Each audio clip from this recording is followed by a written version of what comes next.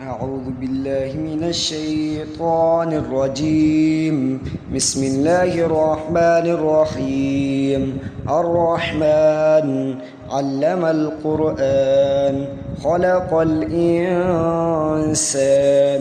علمه البيان. الشمس والقمر بحسبان والنجم والشجر يسجدان والسماء رفعها ووضع الميزان ألا تطغوا في الميزان وأقيموا الوزن بالقسط ولا تخسروا الميزان والأرض وضعها للأنام فيها فاكهة والنخل ذات الأكمام والحب ذو الأصف والريحان فبأي آلاء ربكما تكذبان خلق الإنسان من صلصال كالفخار وخلق الجان من مارج من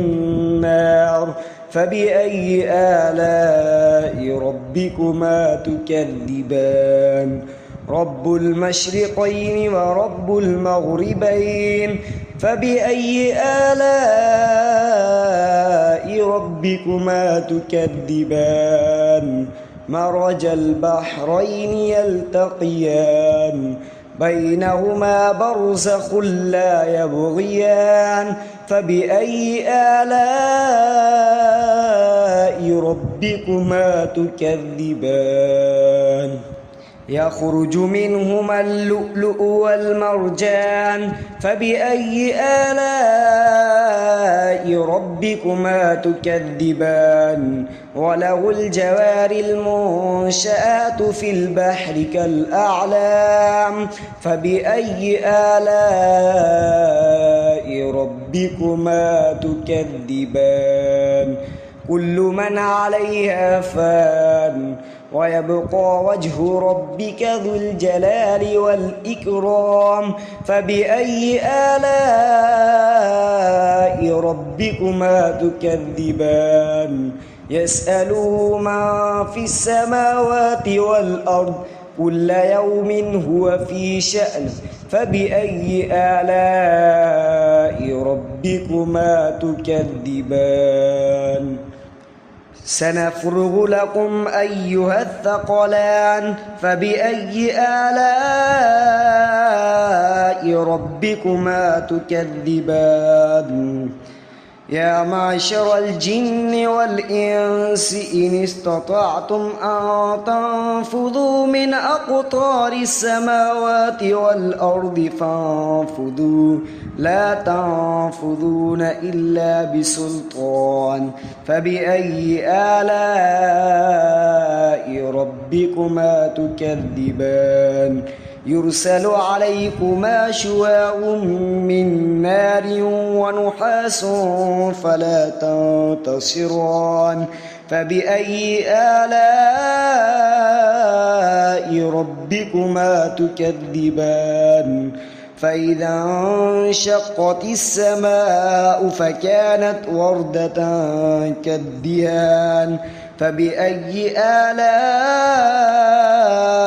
ربكما تكذبان فيومئذ لا يسأل عن ذنبه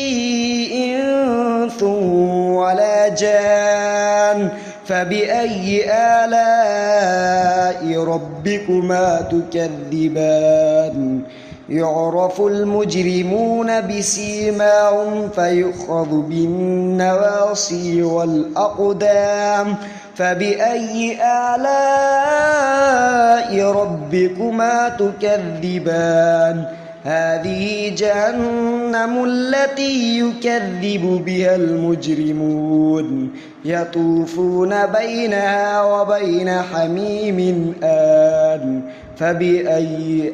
آلاء ربكما تكذبان ولمن خاف مقام ربه جنتان فبأي آلاء ربكما تكذبان ذواتا أفنان فبأي آلاء ربكما تكذبان فيهما عينان تجريان فبأي آلاء ربكما تكذبان فيهما من كل فاكهة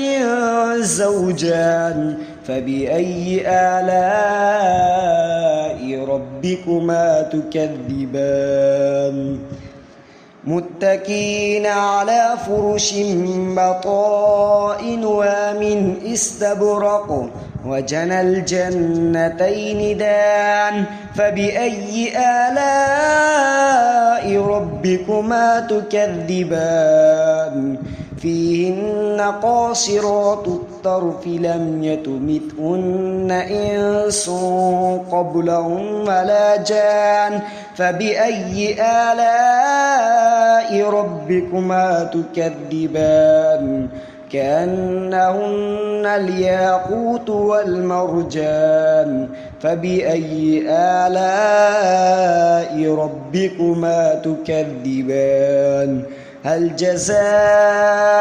الإحسان إلا الإحسان فبأي آلاء ربكما تكذبان ومن دونهما جنتان فبأي آلاء ربكما تكذبان مدهامتان فبأي آلاء ربكما تكذبان فيهما عينان نضاختان فبأي آلاء ربكما تكذبان فيهما فاكهة والنخل ورمان فبأي آلاء ربكما تكذبان فيهن خيرات حسان فبأي آلاء ربكما تكذبان حور مقصورات في الخيام فبأي آلاء ربكما تكذبان لم يطمثهن إنس